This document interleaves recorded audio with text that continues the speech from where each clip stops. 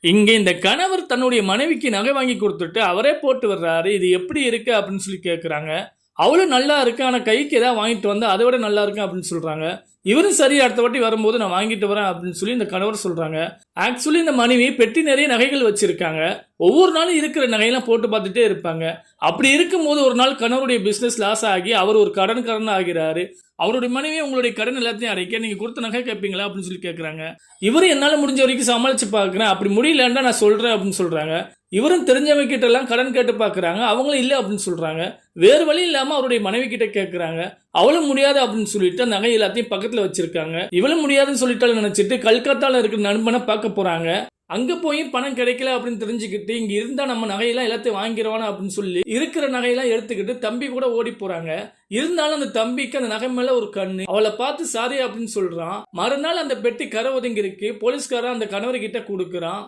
இந்த ஒரு நபர் கால் தவறி கீழே விழுந்து ஒரு மண் சரிவுல மாட்டிக்கிட்டாரு. அது சாதாரண மண் சரிவு தான். அதன் முடிவை பார்த்த பெரிய பெரிய பாறைகளா இருக்கு. மண் சரிவுல இருந்து ஒரு வேளை இவர் கீழே விழுந்தா அந்த பாறைகள் இடையில மாட்டிக்கிட்டு பீஸ் பீஸ் ஆகிடுவாரு. இவர் என்னதான் முயற்சி பண்ணாலும் மண் சரிவுல இருந்து இவரால் தப்பிக்க முடியல. அந்த நேரம் யாரோ இவருக்கு கால் பண்றாங்க. இருந்தாலும் இவர் அந்த போனை எடுக்க முடியல. இரண்டு கைகளை இறுக்கமா பிடிச்சுக்கிட்டு தொங்கிட்டே இருக்காரு. போக போக அந்த மண் சரிவு அப்படியே சரிஞ்சிட்டே இருக்கு. இவரே அப்படியே போயிட்டே இருக்காரு. கடைசி இவர் மாட்டிக்கிட்டாரு. நேரம் ஆக ஆக அவருக்கு உடம்புல ஸ்ட்ரென்த்தே இல்லாம இருக்கு. இருந்தாலும் தைரியமா இருக்காரு. எப்பயாவது உயிர் பழைக்கணும் அப்படின்னு சொல்லி கீழே அலைகள் பாறைகள் மேல மோதுறதை கூர்ந்து கவனிக்கிறாரு.